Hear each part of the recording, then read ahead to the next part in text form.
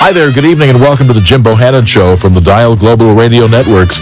We're at 1-866-50-JIMBO, 1-866-505-4626. Online, you'll find us at jimbotalk.net.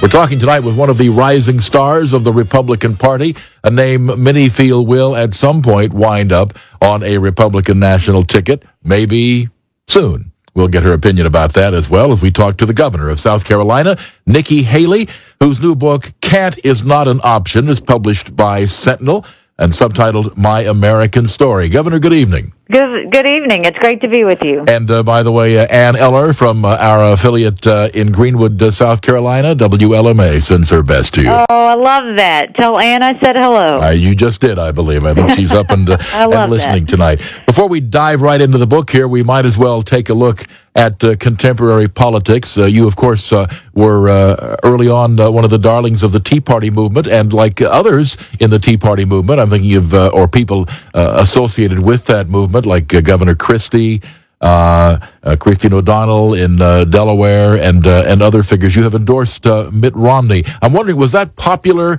with a constituency that perhaps may tend toward conservative alternatives to Governor Romney, of which there have been at least half a dozen? Well, I think you have to look at what does the Tea Party believe in. The Tea Party believes in protecting our freedoms and liberties. They want everyone to understand the value of a dollar, and they also want to make sure that government remembers who they work for, that government works for the people and not the other way around.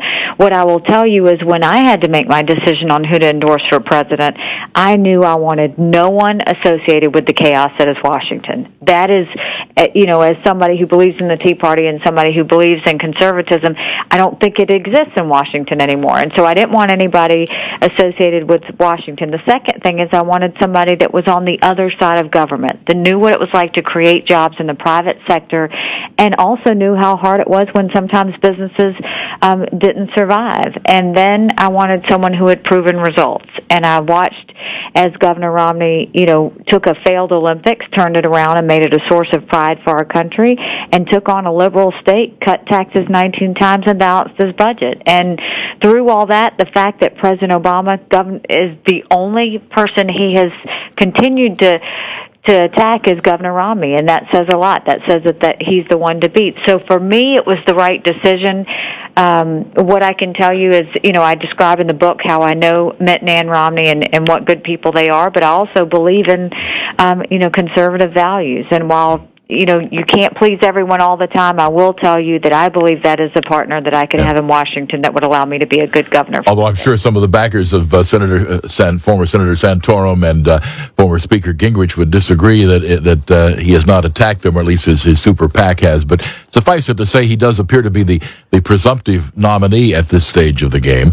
I'm wondering, you have been pretty adamant up to this point, but let's say you got a call from the presumptive nominee, and he said, Governor, I've been looking over the various options, and I really believe you could do the most to advance our ticket and to help us beat President Obama in November. I know you've said you're not interested, but your party needs you, and I need you. Would you still say no to that? I would still say thank you, but no. And the reason is, in the book, you hear how much we went through to win that governor's nomination. And I will tell you, I made a promise to the people of South Carolina, and I think it's important that I keep that promise and finish my job.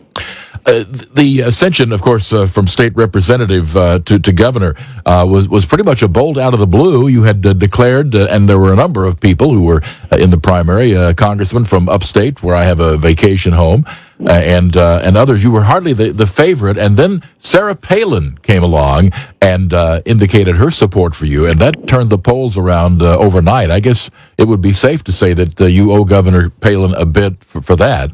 Well, I do owe her, but if you read the book, you realize it happened a little bit differently than that. It was originally, Governor Sanford I was kind of the person that he was going to endorse, so we were the one that everybody was watching because, he had such a great approval rating. And when I announced a month later, we didn't know that he was going to have the implosion he did. I certainly went through my own feelings of anger as to why he didn't tell me, and he let me take that jump knowing that this could happen. But we explained that in the book. But what you find out in the book is while we didn't have name ID and while we didn't have money, because after the implosion of Governor Sanford, We couldn't get anybody to call us back. What we did have was a conservative message. We had grassroots, and we had a lot of passion. So we had moved up into the polls into second place prior to that. Governor Palin gave us a massive boost when she came in because she gave us the credibility we needed. And not only that, what I talk about in the book, more importantly than the endorsement, is what she told me. And that was, in our discussion, she said, when you start to move ahead, she said, they will come after you. But she said, when you get the governorship, it will never stop. And it's amazing how true that has become. Yeah, of course, the Mark Sanford story, a sad episode. You tell at one point here in the book of running across Mississippi Governor Haley Barbour in an elevator in Washington. He asked, "Where's your governor?" And you answered sheepishly, "On the Appalachian Trail," but you had a pit in your stomach, you write. I knew what I was saying was probably not true.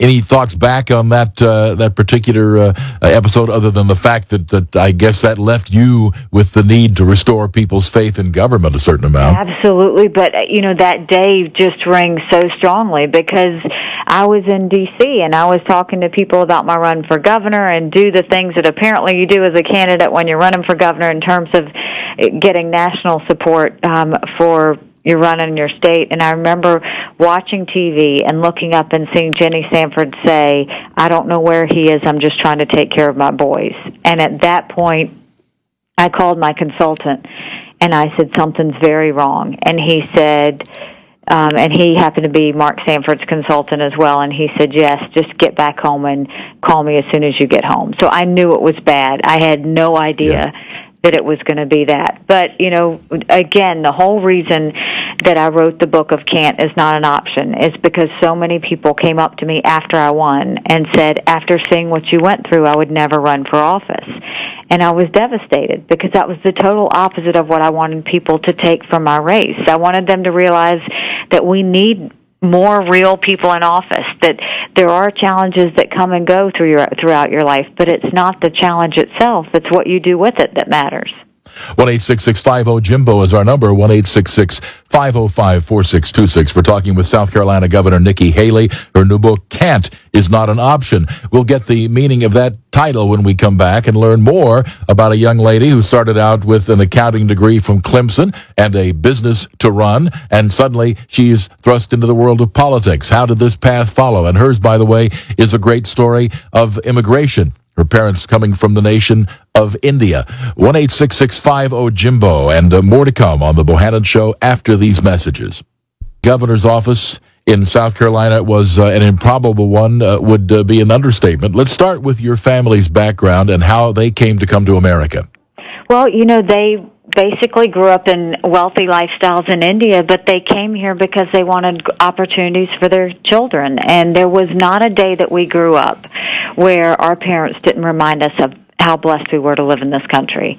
They loved the fact that you could start something, be as successful as you wanted to be, and nothing would get in your way. And this story is not just a political story. It's one of the only Indian family in a small southern town where my father wore a turban and my mother wore a sari, and no one knew what to make of us, and we didn't quite know how to fit in. But it is about the changes that happened between us and that small town and how this state of South Carolina ended up electing a 38-year-old Indian American female for governor. I think it shows a lot about the goodness of the state of South Carolina, and I think it says a lot about how far our country has come.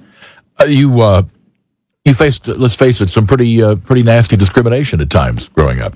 There was. I mean, I talk about different stories, one being when my sister and I were in a beauty pageant, and everybody put their daughter in the Wee Miss Bamberg pageant, and they had a black queen and a white queen, and they came up to my parents, and they said, "We have to disqualify your girls because we don't know which category they would fit in, and we don't want to upset either side." And my mom said, "Well, will you at least let Nikki sing her song? She's been practicing." And so they did. They let me sing my song, and it happened to be "This Land Is Your Land, This Land Is My Land."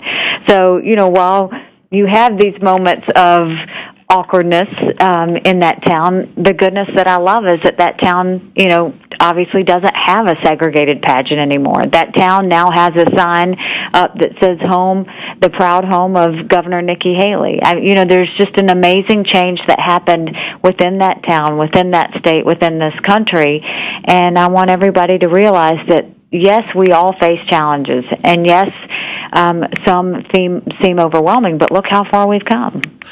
1-866-50-JIMBO is the number, 1-866-505-4626. How old were you when the move took place? Or I guess the move took place actually before you were in this country, right? Well, I was born in Bamberg, South Carolina. Yeah, exactly. So your family, yeah. Yes, but they moved in 1969. Right. And so you were born here. Bamberg, of course, most of us don't know anything about the town. Tell us some more. Small southern town of 2,500 people. They truly know what it's like for neighbors to help neighbors, but they also, were scared of this family they didn't know. I talk about another story where, a little boy came to the house and he had tears in his eyes, and my sister opened the door and he had a Bible in his hand, and he said, "Everybody says you're going to hell, and I, want you to convert to Christianity." And my sister didn't want to tell my parents. My mom ended up finding the Bible under her pillow, and she said, "I want you to read this from cover to cover. There's goodness in this." And we would have everybody constantly trying to convert our Sikh family and say that this is what you should do. And my mom would take us to all those churches, and my mom and dad always said, everybody has their way to God, and just remember, you can't have too much God in your life. Now, since then, I and my brother converted into Christianity, and we're Christians now. But, my other brother and sister, they still remain Sikhs.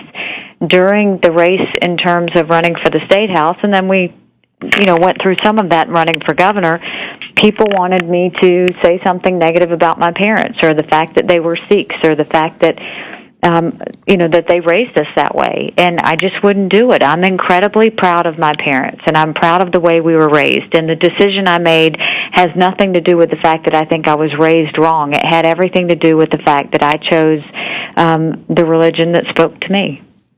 You wound up going to Clemson University, studied, accounting, I think it was? I did. I actually started doing the books for my parents' business when I was 13. I didn't know at the time that wasn't normal. It wasn't until I got to college that I realized that, but did the taxes and the payroll and deposits and everything else in the business, and learned the value of a dollar very early. Went on to Clemson to graduate in accounting, and then I went on and worked in corporate America for a while, and then came back home to the family business. And after that, you spent some time, you worked for a North Carolina corporation, I believe, right? I did, and I actually talk about the fact that, challenges don't always sometimes be, or cultural or racial. What happened in that corporation, I talk about a story where I was the first female that was the executive in that company, and, we had a board meeting where everybody was getting together for the first time. The CEO was running late, and the CEO came in, and one of the officers looked at me and said, "Nikki, why don't you get Paul a cup of coffee?" And I remember not knowing necessarily what I was going to do, but I knew whatever happened at that moment would matter. And I leaned over to the phone, and I called my secretary, and I said, "Pam, will you please get Paul a cup of coffee?" And all of those gentlemen looked at me, and it got very quiet in the room, and it never happened again. And so, so much of what I want people to understand is it's not the challenge that you go through. It is how you handle the challenge and how you are after the challenge that matters. Tell us how you met Michael. I met Michael when I was 17. That's her husband, folks. Yes, I met Michael when I was 17, my first weekend at Clemson, and we dated for 7 years, and we've been married for 15. He is a wonderful officer in the military, in the South Carolina National Guard. We have 2 children that are 13 and 10, and he's the one that, when I bring all my stories home at night, he's the one that says, "Nikki, you're doing the right thing, keep going," or "Pull back, you're getting too aggressive." But now, he's my conscience. That's interesting. So therefore, as an officer in the South Carolina National Guard, you are his commander-in-chief. And I keep trying to get him to salute me, and it hasn't happened yet. We have a call here from Fountain Inn, South Carolina. And listener, I visited that station, WFIS 1600 on the AM dial. Bill calls in. Hello, Bill. Hello, Jim. Hey, Bill, how are you? Fine. I wanted to know, because I know the legislature here focused on immigration and on voter registration and everything, and I lived in Miami for 51 years, and I worked for the Florida DOT for a number of years, and I really think that the roads and highways in this state should be more of a focus than some of what the legislature's been doing. The roads in South Carolina are some of the worst in the South, except for maybe Arkansas. Well, first of all, I'll tell you, Bill, we did pass the voter ID. We said that if you have to show a picture ID to buy Sudafed, and if you have to show picture ID to get on a plane, you should have to show picture ID to protect the integrity of our voting process. President Obama and the Department of Justice have stopped that, and we have sued them because of it. We also passed one of the strongest illegal immigration reform bills in the country. So you're waiting for this Supreme Court ruling, I guess, regarding Arizona as much as, Alabama is. Absolutely, because the Department of Justice stopped us there, and we once again joined those other states, and we've sued them. And in terms of the Department of Transportation, every state is seeing less and less money. What I know in South Carolina is we have, I get to appoint the director of the Department of Transportation, but there is a commission that is actually the boss. And so right now we are trying to get rid of that commission so that I can have that as a cabinet agency. It has passed the House. We are waiting for it to pass the Senate. And as soon as that happens, that will make a big difference. So contact your legislator, because the key is for us to be able to have full control of the Department of Transportation. All right. Thank you for your call, Bill. Well, we're talking about matters purely South Carolina. I know you've just had a veto overridden by a rather substantial margin. In fact, the vote in the House was 111-1. This was regarding an attempt by the legislature to block the state of Georgia from dredging the Savannah River near the port of Georgia. What's that all about? The interesting thing is we have all of the states that are right there on the coast have an opportunity to have amazing ports. And we have about 3 years before we see the Panama Canal expand to the point that we can actually see those Panamax ships come through.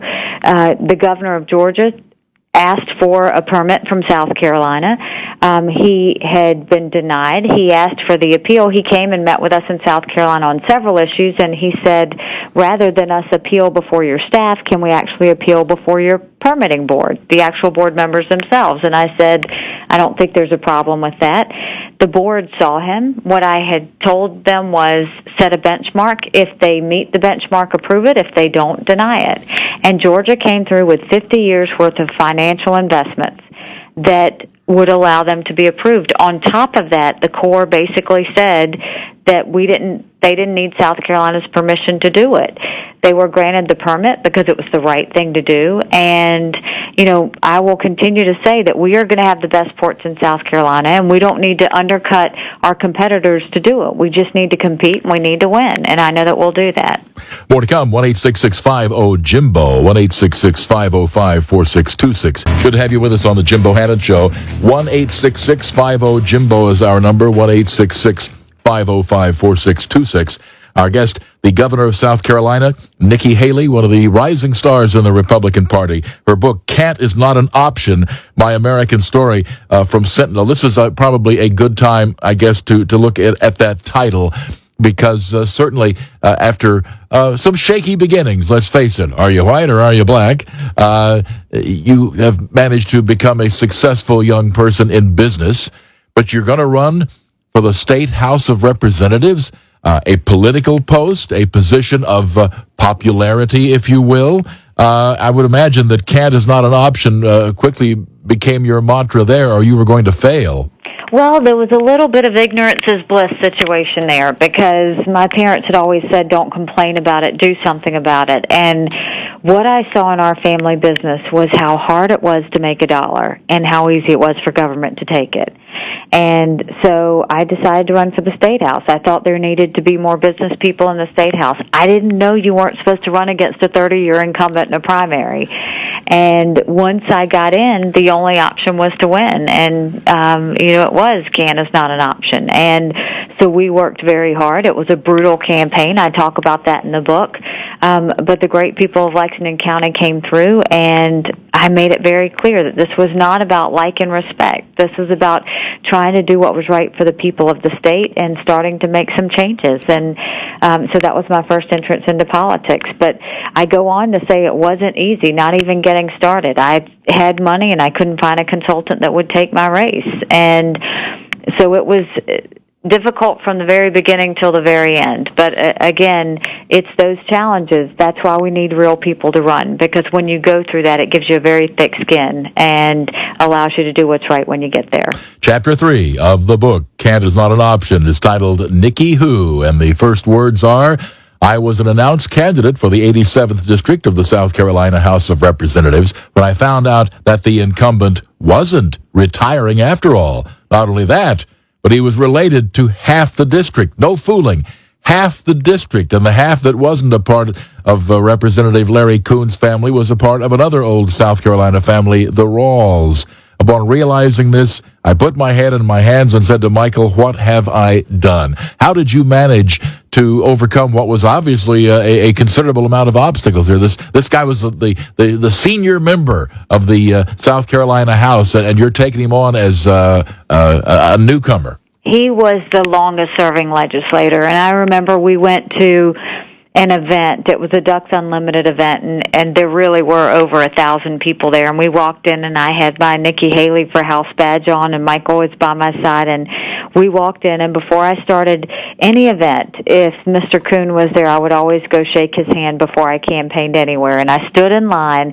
He had a long line of supporters waiting to shake his hand, and I stood in line, and right as I got to him, someone stood on stage and said, I want you to know that Larry Coon has decided to run for the State House again. I'm supporting him, and I want everybody else to support him.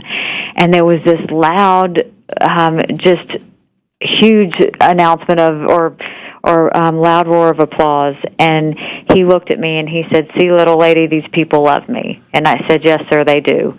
But at the same time, I knew I had a job to do. And, you don't run from the fear, you push through it. And you don't go to the people that are comfortable to go to. You go to the ones that don't understand you, that you need to educate and tell them why you think you'd be better. And, was it scary? Of course it was scary. But did I know I could make a difference when I got there? I knew that.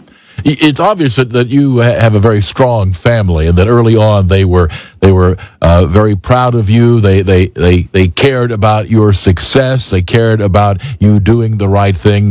Clearly, that was a major factor. You write, for example, in the book "Can't Is Not an Option," that you could be an indifferent student. If you liked a course, you could excel. If not, you would coast.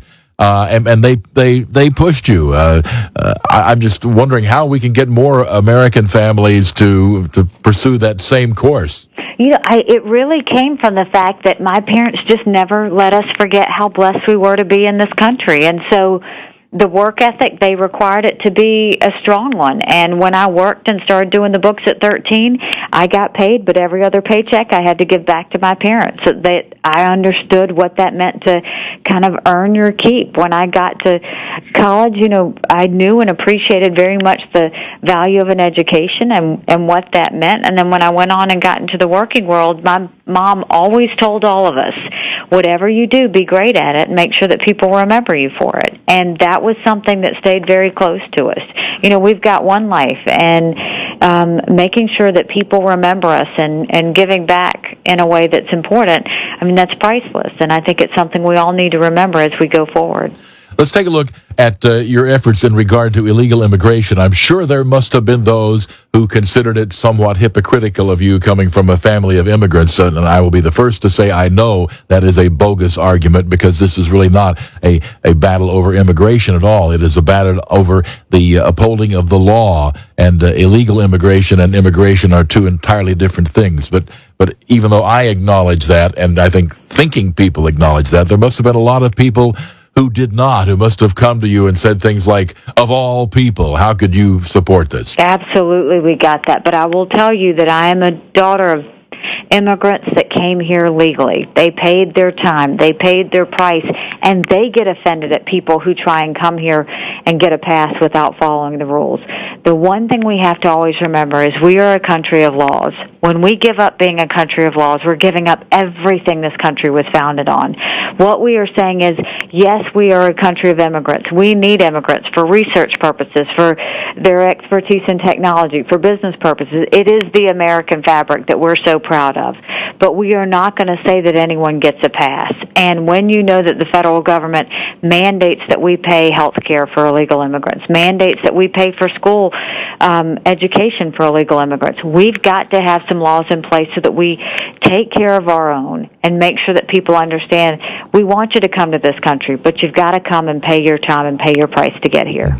In regard, of course, to coming here legally, we've done countless programs on illegal immigration, but we've also done some programs on the hurdles that people face when they try to come here by the rules. And I must say that it was very revealing to me, the hurdles that we throw in the path of people who want to come to this country, people who would make great citizens, people who would make great contributions to this country, and they aren't all just related to post 9/11 and security. Some of them, for the life of me, I came out of those programs saying, those are rules that seem to be there just to gum up the works. They're the ultimate example of bureaucratic red tape to no end at all. I'm wondering. Absolutely. And the other side of that is while we want to make sure that we have legal immigration, we have to understand that from the federal side, we have to expand the worker visa status. We have to make sure that we are doing that more because we need those people to come here. We need to allow easy access for them to come here legally. It's important for research when it comes to healthcare. It's important for technology as we're trying to recruit more companies. It's important for a lot of the things we're trying to advance. So we've got to remember, whether it's construction or agriculture, we've got to allow those industries that still exist in this country to be able to get those that they can't find workers for. And one more on this issue, and then we'll move to other things. But there are those who say that while it is great for this country when we have, for example, if you look at our graduate schools of science and engineering, I'm sure this is probably true at Clemson and most everywhere else, the number of people from other countries is very, very high. For some reason, native-born Americans are not attracted to the technical fields in a very technical century. But they say, well, sure, it's good for the United States, but it creates a brain drain on societies that desperately need educated people. Well, and I will tell you that internationally, schools outside of this country have an amazing K through 12 or, in India's case or China's case, K through 10 situation. But we are the envy of the world when it comes to higher ed. I mean, we really are. And so those students who study in other countries, they do want to come here for higher ed. And they are people that we do need. We don't just need our own students to stay here, but we need those students to come over and bring what they know in terms of research and technology over here so that we can keep their companies coming over here as well. 1-866-50-JIMBO, and we're talking to South Carolina Governor Nikki Haley. Her new book, which is part memoir and part really study in contemporary politics, is titled Can't Is Not an Option. To Randy in Sandpoint, Idaho. Hello, Randy. Hey, Jimbo. I just had a quick question for the governor. You guys have been talking at some length about Indian and Chinese and so forth, higher ed students coming in who, we need their brains and their PhDs and technical skills and stuff. But I am living in an agricultural forestry sort of part of the country that historically has been, like Bonners Ferry just north of me relies rather heavily during its hops harvest on Hispanic migrants and stuff. And so I thought I'd ask the governor really quickly if she includes Latino farm workers in her thesis, because, like, for example, over in central Washington around Wenatchee, a good chunk of the apple farmers over there, either, I don't know if they lost it outright, but their apple crop last year was seriously depreciated due to a shortage of pickers. Well, and I'll tell you, Randy, that's a very important point, because in South Carolina, agriculture is our number one industry, and that's why I say it's twofold. One, we need to do a legal immigration reform, but on the other side, we have to demand worker visa reform, because we've got to make sure that our agricultural industry and our construction industry, in a time where they struggle to find workers, that they are easily able to get those people that want to do the work. That's very, very important. But to be able to expand it in a way that we still know who is here legally is the important part of that. More to come, 1-866-50-JIMBO, and we'll be back with Governor Nikki Haley after these messages.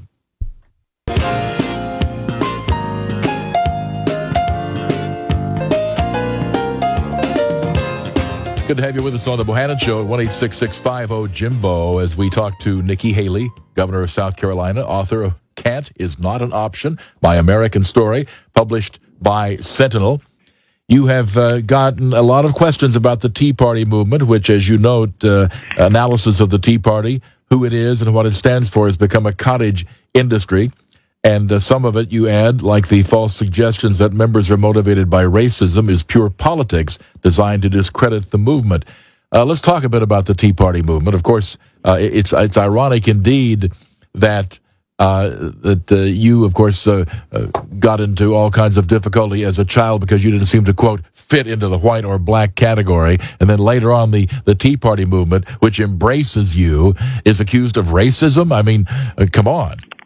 Well, and that's just it. The Tea Party's not a party at all. It's Republicans, Democrats, and Independents who have said they've had enough. And I think it is probably the conscience that we needed to come back to Republicans when we couldn't tell the difference between Republicans and Democrats. I've said that both parties have made mistakes over the past few years, and basically what you are seeing with the Tea Party is they are trying to remind people the value of a dollar. They want government to remember that they work for the people and not the other way around. And they want government small, and they want their freedoms and liberties protected. And that's not too much to ask for. And so I am a huge fan of the Tea Party. I don't think they're going away. I think they're only going to be stronger, and I hope that's the case, because people knowing the power of their voice can really move things in Washington and in their states. So you couldn't be accepted in the South because you came from India, but you were. You couldn't be successful, but you were. You couldn't win a seat in the State House, but you did. So I guess it wasn't that surprising that you would look at a race for governor and say, well, can't is not an option. You know, it was really interesting because it was tough. I mean, after the Sanford implosion, there was everybody that said I needed to get out of the race, that there was no way I could win. We certainly had the least name ID and no money. But again, you have to remember, if you really are in it to move the ball, if you're really in it for a movement, it's not about can I win? It's what do I do when I get there? And so it was never, losing was just never an option. It was we have to get there, and it was a tough race. We ran against the Attorney General, we ran against a congressman, and we ran against the Lieutenant Governor. All well known, all well funded. But what it says about South Carolina is it's not about what you say, it's what you do. It's not about your name ID. It's about the results that you're going to bring in government. And the people lifted me up, and now I spend every day trying to prove to them that they made a good decision. As it turns out, you just barely got forced into a runoff. South Carolina is one of the states where they have a 50% rule. You get 50% or more in a race, and you avoid a runoff. But you had 49.5%, I think it was. Oh, it was painful, and I talk about it in the book. We get to 49.5%, and I basically yell at my campaign manager, and I said, "Find that 0.5%," because I knew it had to be in some sort of absentee ballots or something. I couldn't imagine after we'd gone through 18 months having to go through 2 more weeks and all the horror that would bring, knowing that it was just because of a 0.5%. But again, we did it. We had to finish. We fought through, and we won. 1-866-50-JIMBO, and more to come. Nikki Haley, Governor of South Carolina and author of Can't Is Not an Option. We'll be back.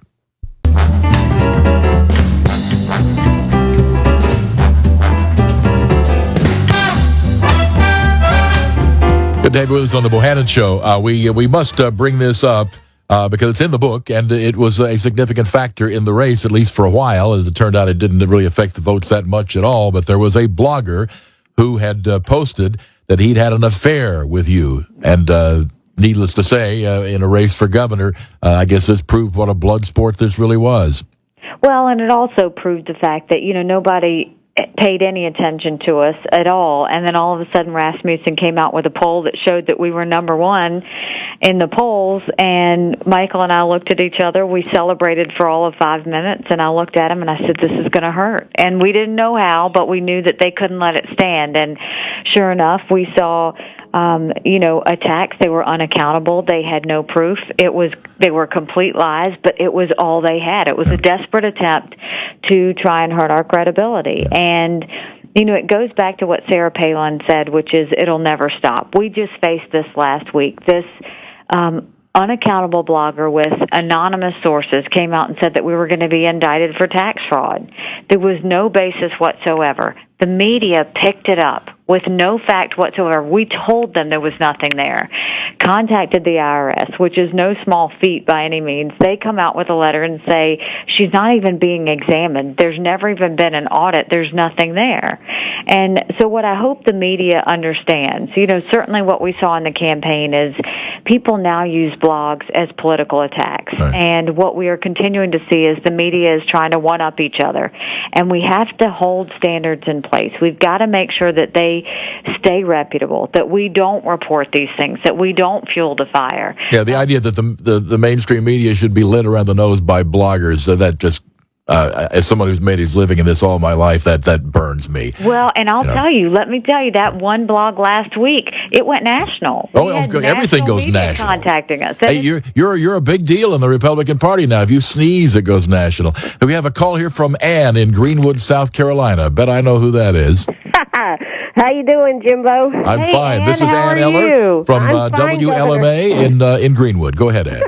How are you, Governor Haley? I'm great, Ann. Thank you for everything you're doing over there in Greenwood. Well, we're trying out there, and I just wanted to call and say, we want to see about getting you to come to Greenwood to do a book signing once you get off the big tour here. Oh, listen, you let us know when, and we'd be happy to be there. Well, we would love to have you here, and, real proud of you out here. Been watching you on all the talk shows and everything, so kudos and congratulations. Well, Ann, this is so much about how proud I am of South Carolina and how much they've changed, and I just want the whole country to see it. And I think it's, also reminding all of us that we need real people in office, and we've got some real good things to do in government, and hopefully we'll try and make you proud. Well, hopefully we will have more women in government, right? That's right. That's exactly right. That's what we talked about. Well, listen, I just wanted to say hello to you, Jim Bohannon, and Governor Haley, and we are listening down here in Greenwood, South Carolina. Thank you. God bless you, Ann, and God bless all those in Greenwood. Absolutely. We'll catch you next time we're down that way, Ann, which I hope is not that many weeks away. Less than a minute to go here. On Fox and Friends the other morning, you said, what is amazing is what a bully President Obama has suddenly become.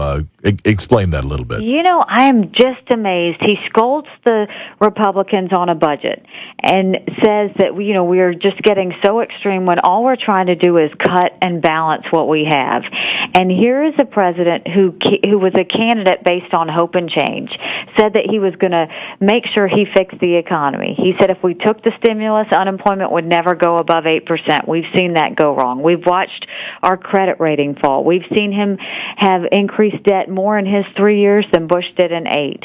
And now we're watching him bully the Supreme Court, almost threatening them to go against it is pretty remarkable. We're going to wrap on that note. Stay on the line. We'll speak off air. Governor Nikki Haley, the author of Can't Is Not an Option, is quite a read from Sentinel Publishing. I'm Jim Bohannon on the Dial Global Radio Networks.